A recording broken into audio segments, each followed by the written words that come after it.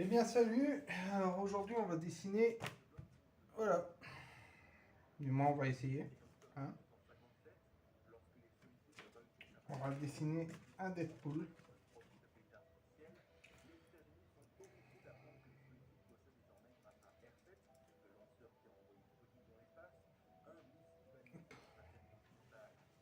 Autrement dit, si les soviétiques parviennent à miniaturiser une OD nucléaire et la plaquer seulement sur le R7, ils seront alors en capacité de frapper Oups. le sol américain. Mais au même moment, du côté soviétique, on s'inquiète aussi. En effet, Hmm. les Américains ont, entre avril et octobre 1959, installé des missiles nucléaires en Europe pointés vers eux, placés au Royaume-Uni, en Italie et surtout en Turquie, aux portes de l'URSS. Ces derniers inquiètent particulièrement le dirigeant soviétique d'alors, Nikita Khrouchtchev, qui se plaint d'avoir des missiles, je cite, pratiquement dans tout jardin. Et rien ne semble s'arranger. Cet événement, vécu par Khrouchtchev comme une provocation, précède d'autres incidents qui vont fragiliser la paix entre les deux blocs. Des actes en espion américains honteux ont à plusieurs reprises survolé l'URSS. La tentative du débarquement dans la baie des Cochons pour déstabiliser le régime cubain allié soviétique, et surtout la reprise des essais nucléaires par les Américains en mai 1961. Aucune Khrouchtchev à réagir. Le 10 juillet, Khrouchtchev convoque au Kremlin des scientifiques d'Arsama 16, dont Sakharov, pour évoquer la reprise prochaine des essais nucléaires. On ne sait pratiquement rien de cette tenue. Ces diplomates auraient évoqué pour la première fois la construction d'une bombe de 100 mégatonnes, sans que l'on sache si l'idée vient de Khrouchtchev ou bien des scientifiques qui travaillaient déjà sur la faisabilité d'une telle arme. Mais là où notre histoire se complique, c'est que, Union soviétique oblige, la plupart des documents relatant à la fabrication de la tsar bomba sont restés confidentiels. Ce n'est que grâce à des témoignages et quelques archives déclassifiées récemment, comme les images prises à parfum de bois qui proviennent d'un documentaire de propagande de l'époque, intitulé 31 ans, que l'on peut reconstituer une partie de l'histoire de cette bombe hors norme. Lorsqu'à Arzama on a commencé à travailler sur cette bombe de 100 mégatonnes, on retombe alors sur les vestiges du boîtier de la RBS 202, le projet abandonné de Savanivine. Développé en seulement 4 mois sous le nom de code projet 102 par entre autres Sakharov, Yuri Khariton, Yuri Trutnev, Viktor Adamski et Yuri Smirnov, des modifications vont être apportées par Sakharov et ses collègues sur la bombe jusqu'au dernier moment. La plus importante fut la décision de remplacer une partie de l'uranium 238 contenu dans la bombe par du plomb pour atténuer sa puissance. Craignant un trop grand nombre de décès sur le long terme dus aux retombées radioactives d'un tel test, la bombe passe alors d'une puissance de 100 mégatonnes à 50 mégatonnes. Mais ce choix s'explique aussi par deux autres raisons. Tout d'abord, par l'inutilité d'une telle puissance.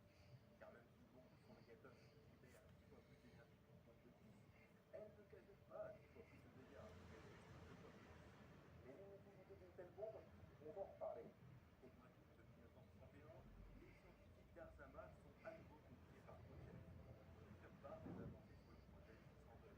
Un colonel de l'armée soviétique a raconté par la suite avoir été chargé d'affiner le schéma dynamique de la bombe.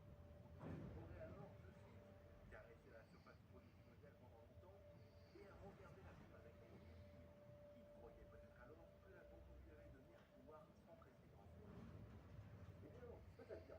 Dans les jours qui suivent cette réunion, le Kremlin annonce subitement la reprise des essais nucléaires. Et lors du 22e congrès du Parti communiste, Khrouchtchev annonce le 17 octobre 1961 que les tests d'une bombe de 50 mégatonnes commenceront bientôt, et qu'une bombe de 100 mégatonnes est déjà en la possession de l'Union soviétique. Mais celle-ci ne sera pas testée car, je cite, nous risquerions de briser nos propres vies. Sauf qu'il s'agit d'un mensonge. Les soviétiques ne disposent alors pas et ne disposeront d'ailleurs jamais d'une telle bombe. Des réactions à ces déclarations ne se font pas tarder aux États-Unis.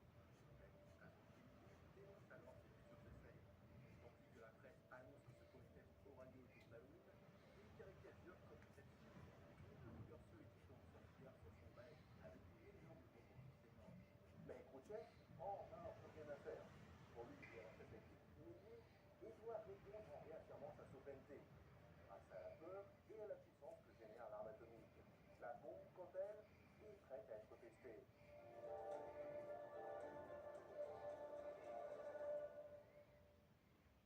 Nous sommes fin octobre 1961 et la Tsar Bomba est enfin prête.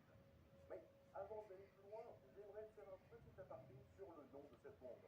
Car même si Tsar Bomba s'appelle russe, ce nom vient en fait des Américains, qui la baptiseront ainsi après son essai. Tsar Bomba étant alors peut-être en référence à la Tsar Kolokol, une immense cloche exposée au Kremlin, ou bien au Tsar Kouska, un énorme canon de siège conçu sous Fédor Ier au XIIe siècle.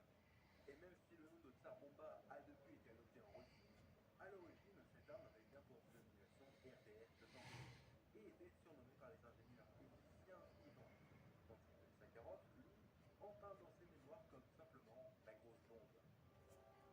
Retour à Arzamat. Enfin assemblée, la bombe est chargée sur un train et envoyée sur une base aérienne au nord de la Russie. Cette bombe gigantesque de 27 tonnes et 8 mètres de long est chargée sur un bombardier Tupolev Tu-95 modifié. Pour pouvoir voler avec un tel objet sous son ventre, une partie des réservoirs de carburant situés sous le fuselage ont été retirés. Et on a également enlevé les portes de la chute laissant la Tsar Bomba en partie à l'air libre. Le Tu-95 et le Tu-16 qui l'accompagnent sur ce nouvel essai ont également été entièrement repeints en blanc pour protéger les appareils de la chaleur de l'explosion. Aujourd'hui, découvrons la technologie de l'Atmos dans une Mercedes. Le son sera en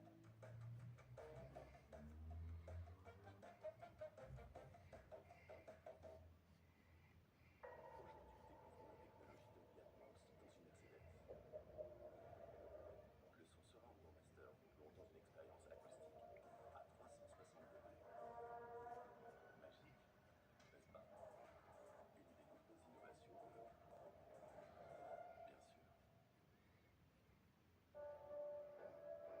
Au matin du 30 octobre 1961, le 15 décolle, suivi par le Tu-16 d'observation. Direction la Nouvelle-Zélande, un archipel de la mer de Barents. Arrivé au-dessus de la zone d'essai, ordre est donné de larguer la bombe. Le Tu-95 largue la Tsar Bomba à 13 000 mètres d'altitude. Un parachute se déploie pour ralentir sa chute et laisser ainsi le temps aux avions de s'éloigner de l'explosion. Après une chute de 188 secondes, à 4000 mètres d'altitude, à 11h32 heure de Moscou, RDS 202 explose. Alors,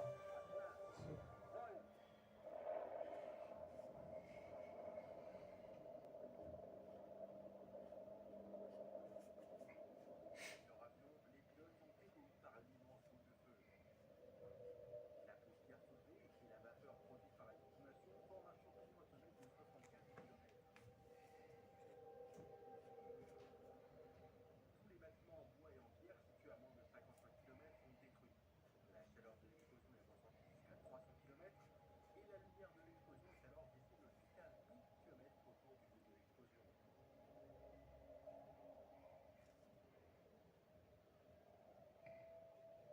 Les communications radio dans la région sont quant à eux brouillées pendant près d'une heure. L'onde de choc va être captée partout autour du monde et faire 3 fois le tour de celui-ci avant de disparaître. La puissance de l'explosion sera a posteriori estimée par les Américains à 57 mégatonnes, soit l'équivalent de 4000 Little Boy. Une première équipe se rend sur le lieu de l'explosion pour constater son impact. Un hélicoptère se pose même sur ce qui ressemble désormais à une grande patinoire, signe de l'inconscience face au danger des radiations. Khrouchtchev vient de montrer aux yeux du monde la puissance technologique dont est capable l'Union soviétique. Mais si cet essai provoque de vives réactions, c'est sans doute la décision de Khrouchtchev l'année suivante de positionner des missiles nucléaires à Cuba qui mènera le monde au bord du chaos. Mais la crise de Cuba, ça sera pour un autre épisode. Car revenons à la Tsar Bomba. Indéniablement l'arme la plus puissante jamais créée, elle reste le symbole de cette course à l'armement qui va marquer les premières années de la guerre froide. Car après l'essai de la Tsar Bomba, les Américains vont eux aussi être tentés de développer une arme de 100 mégatonnes. Et ils en avaient clairement les moyens, même bien plus que les soviétiques. Mais ils ne l'ont pas fait. La bombe la plus puissante de l'arsenal nucléaire américain restera MK-41, d'une puissance de 23 mégatonnes. Elle ne sera jamais testée. Si aucune bombe équivalente ne fut développée aux États-Unis, c'est tout simplement qu'une arme de ce type ne sert à rien, du moins sur le plan militaire. Car oui, la Tsar Bomba a avant tout servi dans un but idéologique et a surtout été utile pour impressionner l'adversaire américain. Certaines sources se contredisent, mais aujourd'hui, rien ne prouve qu'une autre bombe type RDS-202 ne fut produite, faisant de la Tsar Bomba le seul et unique modèle d'une arme nucléaire de 50 mégatonnes. Tsar Bomba n'était donc pas une arme à proprement parler, puisque de toute façon, elle n'aurait jamais pu être déployée en cas de conflit. Trop lourd à transporter sur un avion, rendant son rayon d'action trop limité, la Tsar Bomba a montré que la course à des armes de plus en plus massives était vaine. Par la suite, soviétiques et américains préférant opter pour la miniaturisation des ogives nucléaires, l'accès dans des missiles balistiques intercontinentaux permettant de bombarder plusieurs cibles à la fois et surtout facilitant leur stockage, leur transport et leur déploiement, amenant le monde à l'ère de l'équilibre de la terreur et de la dissuasion nucléaire, où la possession de ces armes par les grandes puissances rendrait théoriquement un affrontement entre eux impossible, car une guerre signifierait alors la MAD, en anglais pour la destruction mutuelle assurée. La désescalade qui suit la crise de Cuba amène les États à prendre des mesures avec le traité sur la non-prolifération des armes nucléaires signé en 1968. Et depuis la fin de la guerre froide, les stocks d'armes nucléaires ont grandement diminué. Les États-Unis passant de 30 000 dans les années 60 et 40 000 au début des années 80 pour l'Union soviétique à environ 4 000 chacun aujourd'hui. Mais bon, rassurez-vous, c'est bien assez pour irradier toute la planète. Puisqu'en 2021, l'horloge de l'apocalypse, elle indique toujours 23h58. Merci d'avoir suivi cette vidéo. N'oubliez pas que si l'Asus ZenBook 13 avec son super écran LED que je vous ai présenté en début de vidéo vous intéresse, que ce soit sa version AMD ou Intel, tous les liens des PC sont en description. Quant à moi, je vous rappelle que si la vidéo vous a plu, n'oubliez pas de liker, de vous abonner et d'aller me suivre sur Twitter et Instagram. À la prochaine.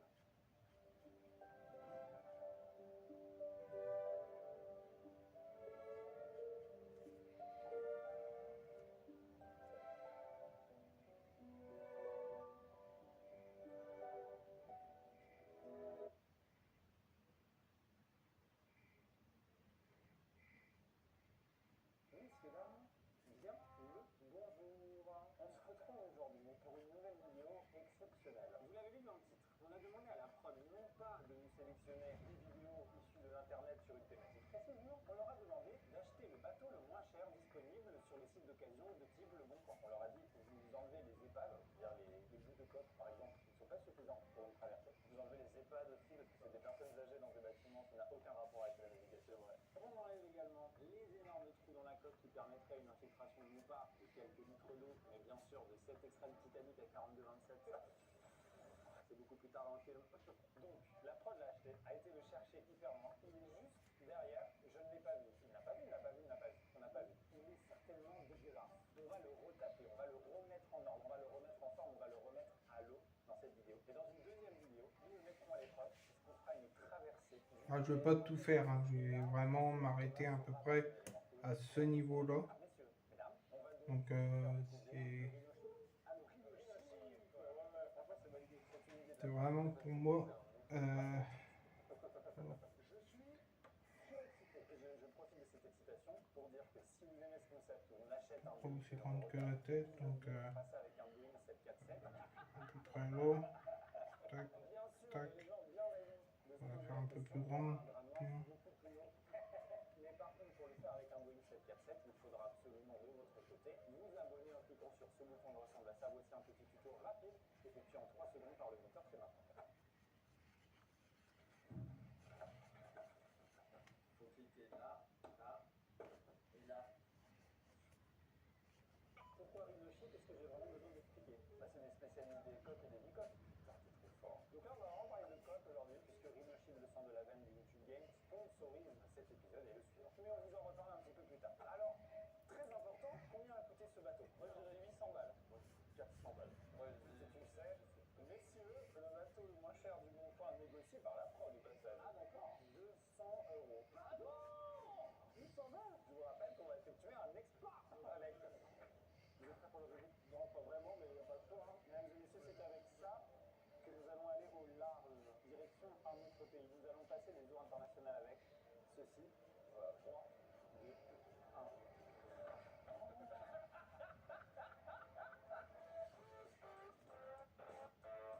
1. Un peu grand, la rivière, hein. que j'avais pas compté les. Donc le doigt il va être à peu près là plutôt. Let's go!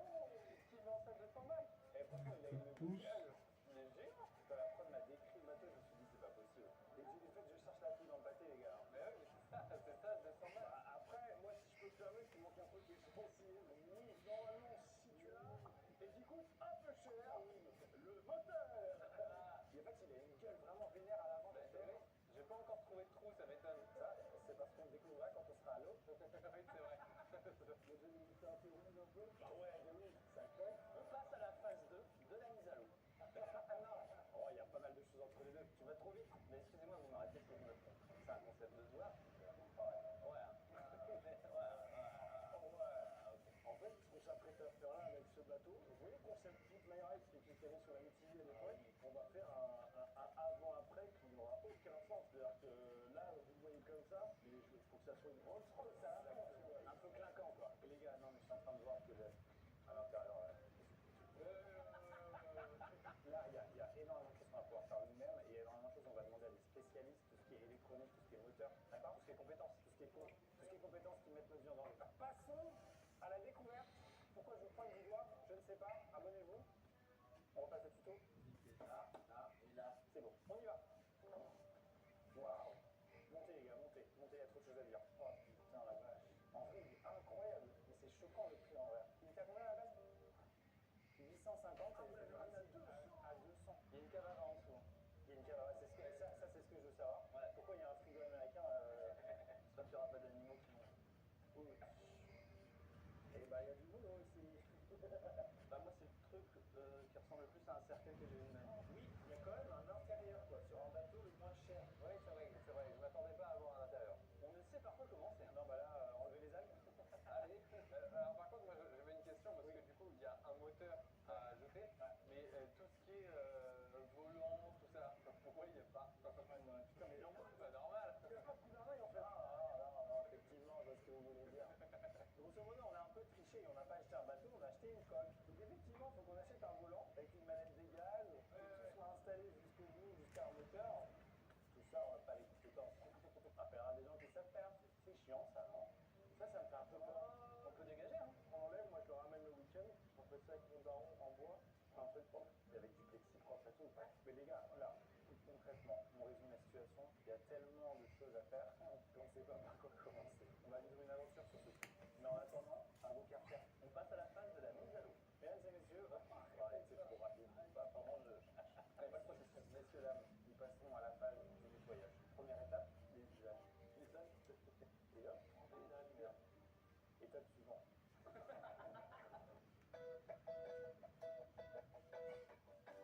Nettoyeur haute pression Parkside pour 100 watts plafonnier. DGT en exclusivité chez Lidl. Lidl, le vrai prix des bonnes choses.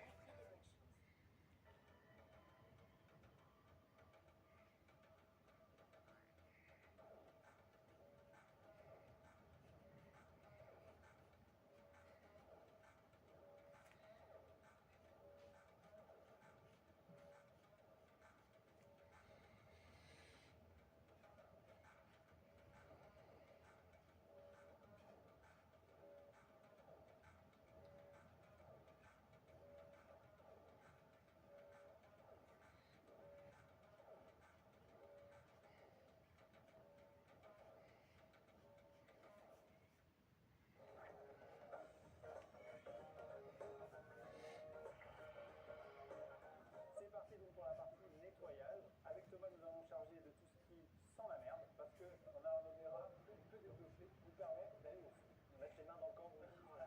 Tandis que vous allez aller ici, la prod a préparé plein de produits pour venir shiniser le bateau. Vous allez nous présenter ça.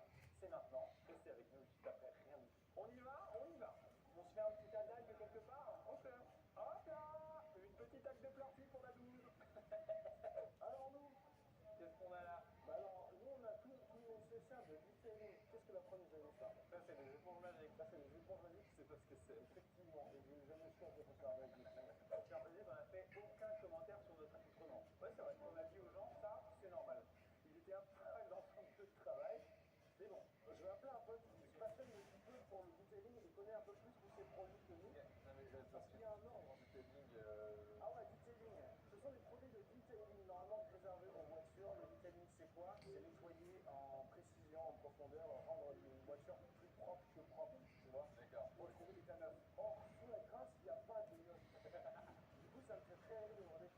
atterrir sur un bateau, acheter plus de 100 balles. Bon, je vais appeler Gégé, on va voir ce qu'il me dit. Ouais, c'est Gégé, c'est mon pote. Gégé, mon pote, il connaît Poignetelli, il connaît la voiture, mon pote Gégé, alors il a acheté des produits pour Poignetelli, sa voiture. Petite réflexion que je me fais là comme ça, c'est que il y a à peu près 1 an et demi, j'ai organisé un concours, vous savez, pour écouter 3 voyageurs. On peut se dire légitimement que dans leur objectif de vie, c'était un petit peu d'éviter de se retrouver dans des travails chiants, d'avoir un travail plutôt créatif, plutôt sympathique, plutôt bonne humeur. Je pense qu'aujourd'hui, le contrat est largement rempli en termes de joie de vivre et de créativité.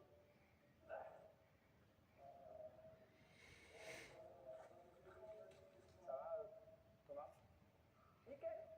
Et nous, comment ça va? T'as vu, on est salopé? Bon, GG, il faut que tu m'aides parce que du coup, on a des produits, je sais plus dans quel sens on fait. Bon, ça c'est pour faire de la mousse. On est d'accord que, vu l'état du bateau, on aurait passé un petit coup de Karcher avant, non? Hein? Faut partir sur un premier nettoyage, non? Le premier nettoyage au Karcher, déjà c'est une première chose. Et les éponges magiques, on les utilise quand? On a des éponges magiques, qu'est-ce qu'on en fait? C'est vrai? C'était pas mal. C'était pas mal les éponges magiques. Bon, bah alors on va peut-être utiliser les éponges magiques. C'est à quel moment dans le processus les éponges magiques? C'est la finition. Bon, bah merci en tout cas, ça m'a permis de. J'étais pas sûr de l'ordre, donc c'est parfait. A plus, mon pote. Tchuss. Au revoir, Gégé. Ok, cool, éponge magique, preuve faire. Bah non, finition, c'est vraiment. Jeter des algues à la poubelle. Alors, il y a un truc qui me dérange, chez là, on va faire son petit, Ah oui, tiens, dis donc. La faune est très déçue. son petit pic au-dessus de la tête. Ça fait des jours qu'on a ramené une Donc, crevette. T'as vu, c'est là qu'on se rend compte que la crevette, c'est pas maintenant, comme on va ça. faire son En épée. milieu pas aquatique. Beaucoup moins swag, tu vois. J'arrive de mettre dans un petit verre d'eau là. Les crevettes, c'est fait dans la cristalline avec un petit peu de sel. Hop, Tu me fais rire. J'arrive de faire ça. On va faire un petit élevage. Alors, on va faire un petit aquarium à crevettes. On va aller voir régulièrement. D'accord? J'ai pas trouvé de sel, un mais peu j'ai grande trouvé l'épée. de sel et un peu salé. Parce que si je Je pense prends, que c'est la taille à peu près de la tête, c'est sûr que ça suffit pas. c'est Je pense. ici. Bah, donc là, on a ce qu'on appelle dans le jargon de l'eau salée. Peut-être dans la cristalline. Oh, regarde la cristalline, ça les rallume. Ah, mais ça se voit qu'elle est en son milieu naturel là. Regarde comme elle est heureuse, elle trace là. Mais c'est ouf quand même. Ouais, j'avais jamais vu de crevettes nager. Tu crois que je les ai tuées, c'était des crevettes de terre? Ouais, bah non, ça se voit qu'elles sont naturelles. Ouais. Je sais pas si elles vont mieux. Hein. Je sais pas. Peut-être que vous avez reconnu la variété de la crevette et vous vous dites, mais pas du tout, faut pas les mettre dans l'eau celle-là. Faut les mettre dans le samplon 95. C'est marrant, c'est le premier truc crédit que je vois de la matinée. Ça va tellement bien, Étienne. Oh, Ça, on a notre triangle. super. On va gommer Ça te fait plaisir. Ah ouais. un peu ce qu'on a déjà pour voir un peu ça nous mène où.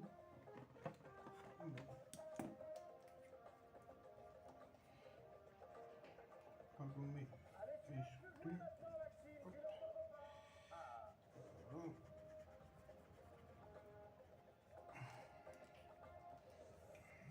À toi, Yvan. Merci. Maxime, oui, ça c'est pour mettre le drapeau, c'est pour faire quoi? Alors ça, tiens-toi bien, c'est pour mettre une canne à pêche. Sérieux? Normalement, tu peux le mettre à l'arrière et lui dresser une grande ligne comme un chalutier et après tu fais du macro. Mais non, on doit pas en temps, on va allez. Et sinon, on va dans l'imbré noir. C'est pas que tes trop pâles sont moins bien qu'Étienne si elles sont moins bien. Ok, d'accord. Qu'est-ce que tu fais là? Bon, on a que un Karcher. Oui, non, mais ça marche, hein, ça fonctionne, ouais. Ça fonctionne. Elle a raison, ça marche, regarde.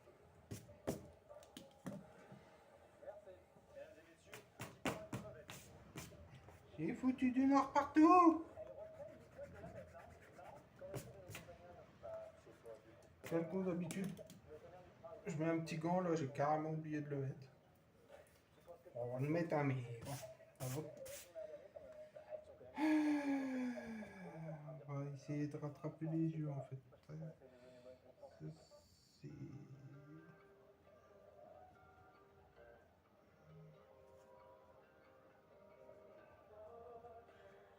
Voilà. Faites des économies à chaque fois avec la gamme Free de 85 et rencontrez le Kuga à partir de 349 € par mois pendant les moments Meet My Fun. Allez.